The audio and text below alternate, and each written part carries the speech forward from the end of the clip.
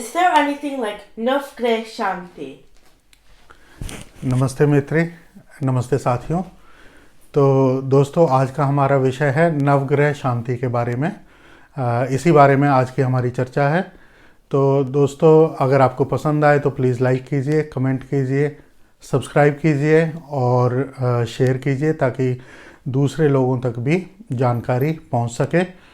तो दोस्तों, जैसा कि आप जानते हैं कि आजकल बहुत चलन हो गया है, लोग नवग्रह शांति की माला, कोई पेंडेंट पहनते हैं, कोई रिंग पहनते हैं। तो इसी के बारे में आज की हमारी चर्चा है पूरी। तो दोस्तों, एक और आपसे रिक्वेस्ट करना चाहूँगा कि आप जब भी मेरा वीडियो देखें तो उसे एंड तक देखें पूरा, क्योंकि आपने सुना होगा आधी जानकारी अज्ञानता की अपेक्षा ज़्यादा हार्मफुल होती है। तो क्योंकि एस्ट्रोलॉजी अपने आप में एक कॉम्प्लिकेटेड सब्जेक्ट है और उसे भी अगर आप स्किप कर करके, फॉरवर्ड कर करके देखेंगे तो आप कुछ का कुछ समझेंगे, तो वो ज़्यादा फ़ायदेमंद नहीं रहेगा। तो दोस्तों, आज की चर्चा शुरू करते हैं। ये है नवग्रह शांति के बारे में। तो जैसा कि नाम सजेस्ट करता है, नव का मतलब 9 और ग्रह तो आप जानते ही हैं, जो आपके स्टार्स हैं। तो ऐसा कुछ चलन है आजकल कि लोग सोचते हैं कि हम 9 के 9 ग्रहों का जो स्टोन है, अगर हम उसे पहन लें तो शायद इससे काफ़ी राहत मिलेगी हमें। तो इसी के संबंध में आज की पूरी चर्चा है दोस्तों। तो इसके बारे में मैं थोड़ा बैकग्राउंड में जाना चाहूँगा पहले, जिससे कि आपको ज़्यादा अच्छे से बात समझ में आएगी। तो दोस्तों, जैसा कि मैंने कल के वीडियो में कवर किया है स्पेक्ट्रोमीट्री के बारे में, केमिस्ट्री में इसके बारे में आप ज़्यादा डिटेल में पढ़ सकते हैं। तो बेसिकली स्पेक्ट्रोमीट्री क्या है, जैसा कि इसके नाम से पता लगता है कि ये स्पेक्ट्रम को एनालाइज करने की एक प्रोसेस है। तो स्पेक्ट्रम किस चीज़ का? लाइट का। लाइट किस चीज़ की? जो किसी भी एलिमेंट से आपको प्राप्त हो रही है। तो सर्टेन एलिमेंट्स जो होते हैं, जो भी चीज़ें होती हैं, तो वो एक वेवलेंथ जनरेट करती हैं, एक लाइट को जनरेट करती हैं।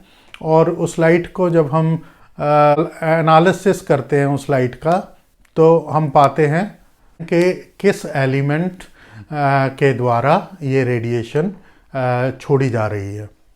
तो इस चीज़ का यूज़ होता है ज़्यादातर ऑब्जर्वेटरीज़ में, जब वो कॉस्मिक रेडिएशंस को फाइंड आउट करते हैं। तो जो दूसरे ग्रहों से या दूसरे स्टार्स से जो लाइट आ रही है, तो उसे वो स्पेक्ट्रोमीटर पर तोड़कर और फाइंड आउट करने की कोशिश करते हैं कि वो स्टार, वो पर्टिकुलर स्टार किन किन चीज़ों से बना हुआ है। क्या उसमें एल्युमिनियम की वहाँ पे प्रेजेंस ज़्यादा है, या सिलिकॉन की, या बेरियम की, या हाइड्रोजन की, या हीलियम की।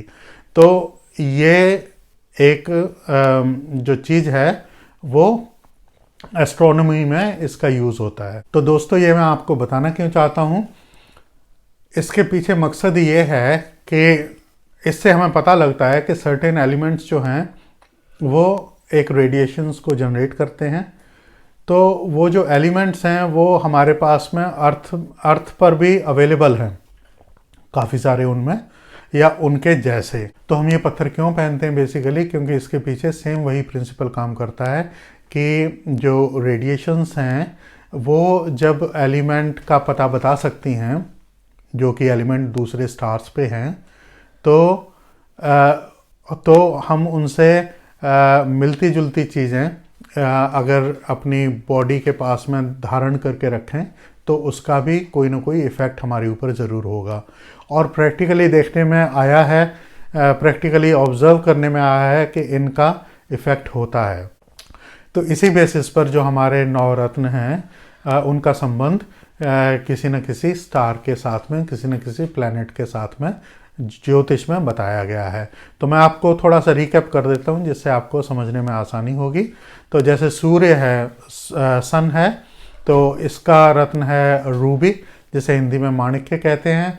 कई प्रकार की रूबी अवेलेबल है। इनमें से जो पिजन ब्लड रूबी होती है वो म्यांमार में, बर्मा में फाइंड की जा सकती है।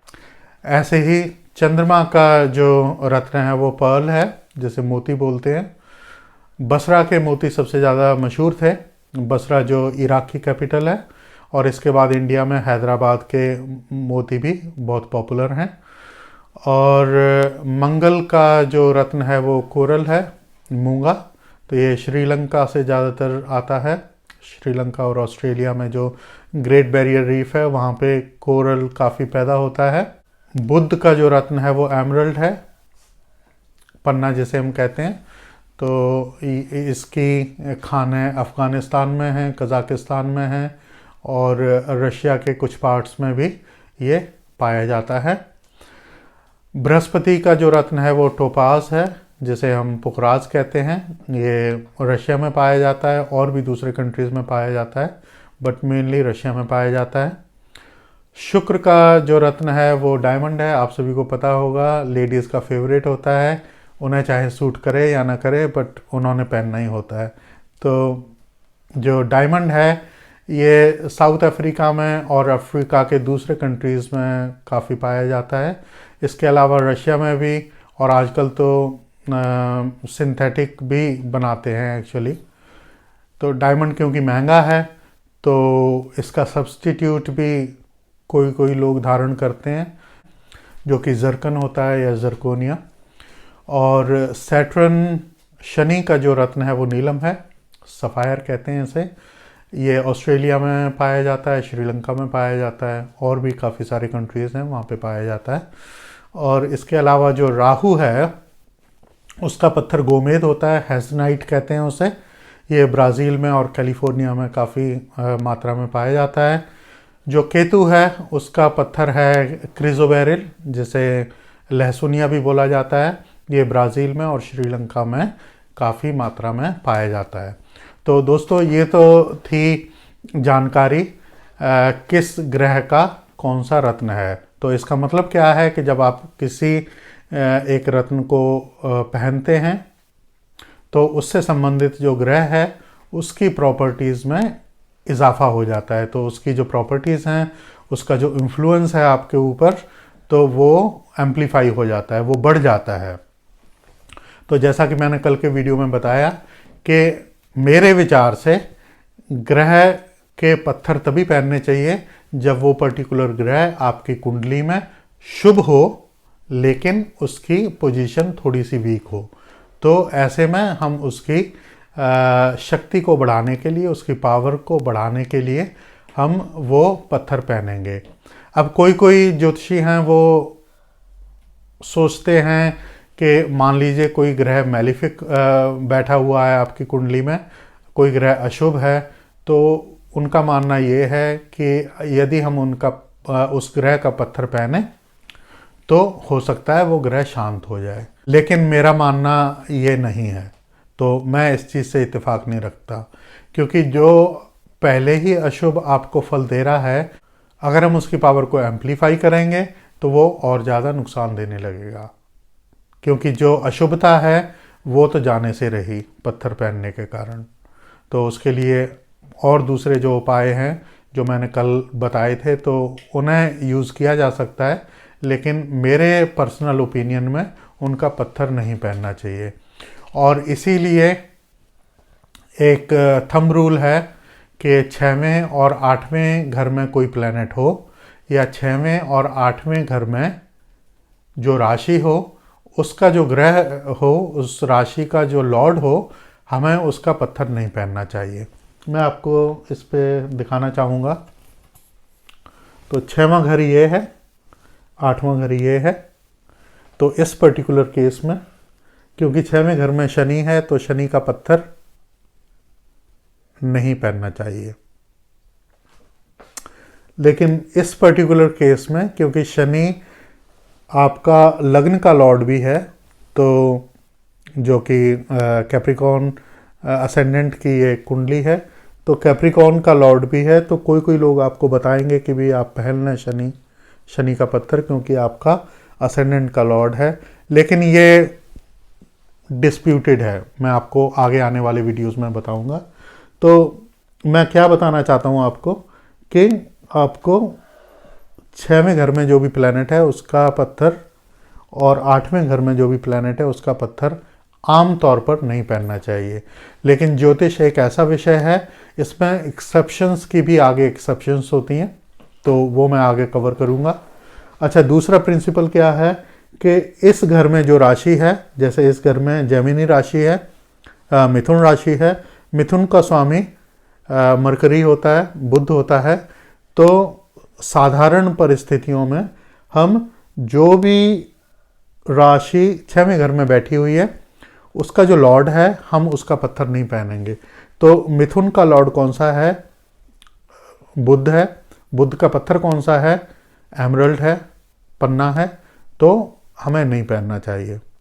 सिंह राशि का लॉर्ड है सूर्य, तो सूर्य का पत्थर भी नहीं पहनना चाहिए। लेकिन आम सिचुएशन में, जैसा कि मैंने बताया कि एस्ट्रोलॉजी में एक्सेप्शंस की भी एक्सेप्शंस होती हैं, तो वो हमें ज़रूर ध्यान में रखनी चाहिए। और हमें तभी कोई पत्थर पहनना चाहिए जब हम किसी जानकार ज्योतिषी के साथ में इस चीज़ को डिस्कस कर चुके हों, परामर्श ले चुके हों। नहीं तो क्या होगा कि ये जो जितने भी पत्थर मैंने आपको गिनाए हैं, ये बहुत महंगे आते हैं, 20, 25, 30, 35 हज़ार से लेकर आपके 80, 90 हज़ार तक। तो आप ख़रीद भी लेंगे और उसका कोई फ़ायदा भी नहीं होगा, तो जाहिर सी बात है आपको अच्छा नहीं फील होगा।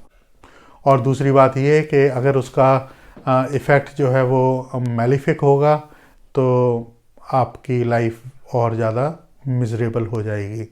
तो इसलिए इतने महंगे पत्थर ख़रीदने से पहले और इतना रिस्क लेने से पहले ज़्यादा बेहतर ये होगा कि आप किसी एस्ट्रोलॉजर को अपनी कुंडली दिखाएं और उससे पूछें कि ये पहनने की ज़रूरत है भी है या नहीं है।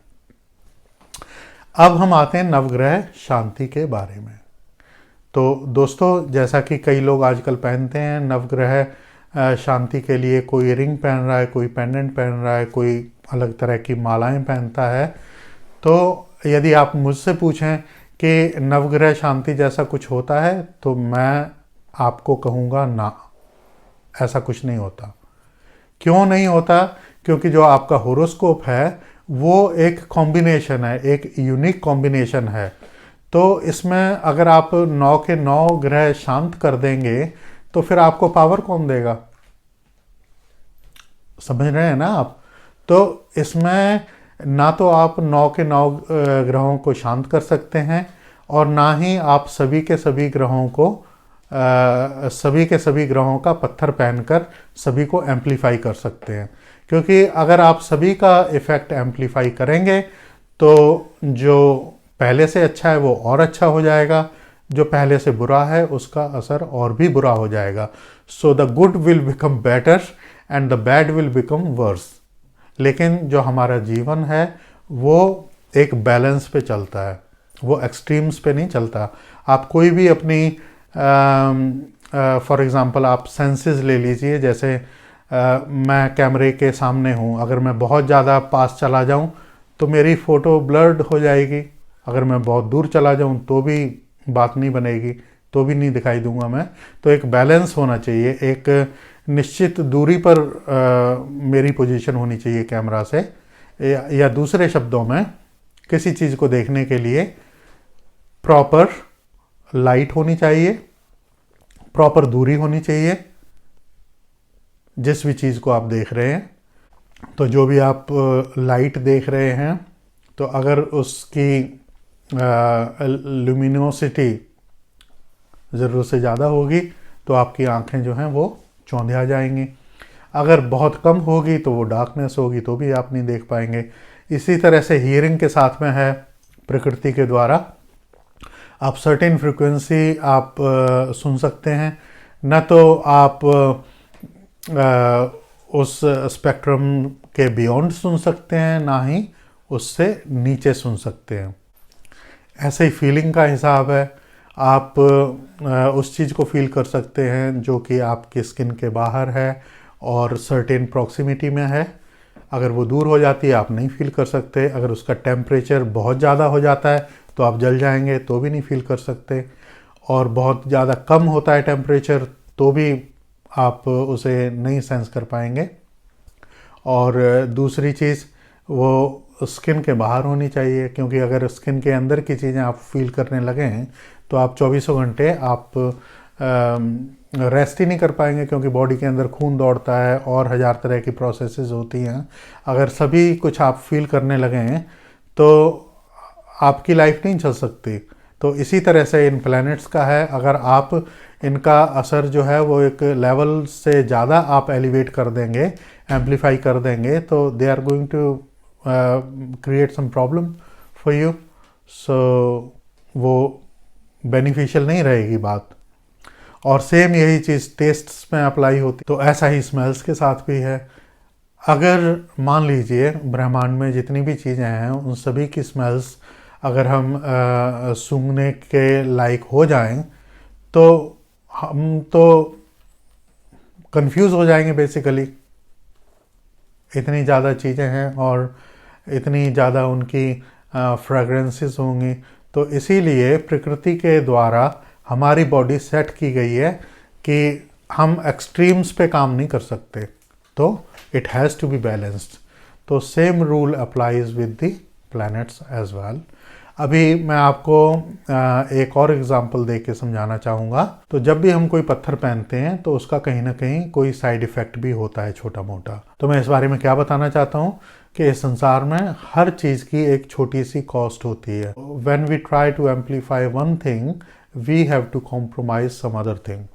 तो जो चीज़ हम कॉम्प्रोमाइज़ कर रहे हैं तो हमें वो देखना पड़ेगा कि कॉम्प्रोमाइज़ करने वाली चीज़ हमारे बहुत ज़्यादा काम की तो नहीं है।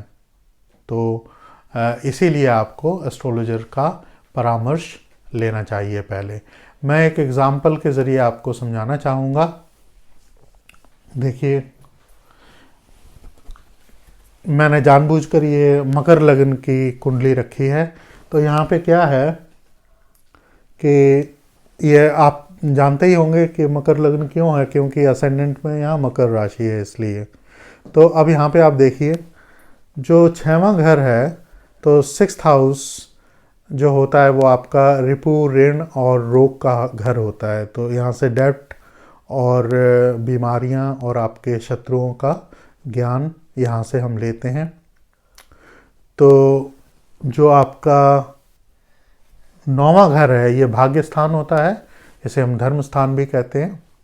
तो नॉर्मली ज्योतिषी लोग क्या बताते हैं कि 5वें और 9वें घर में जो ग्रह हो या जो इस हाउस का जो लॉर्ड हो उसका पत्थर पहनना शुभ होता है। तो इस रूल के हिसाब से यहाँ 9वें घर का स्वामी कौन है? बुध। तो बुध का अगर आप पत्थर पहनते हैं तो ठीक है, आपके भाग्य में वृद्धि होगी, तो क्योंकि वो आपके भाग्य का कारक भी है, लेकिन साथ ही साथ वो 6वें घर का भी कारक है।